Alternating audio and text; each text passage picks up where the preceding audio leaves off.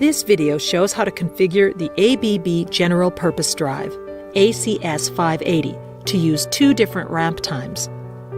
Ramp time configuration can be accessed quickly through Primary Settings menu. Here the drive is first set to use the deceleration time by selecting the ramp stop mode. We then activate the second ramp set.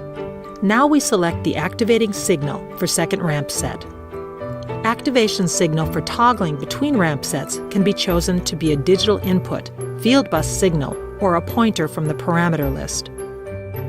Depending on the application, the second set of ramp times may use significantly different values from the first set. Now the drive is set correctly to use two ramp times and ready to be used.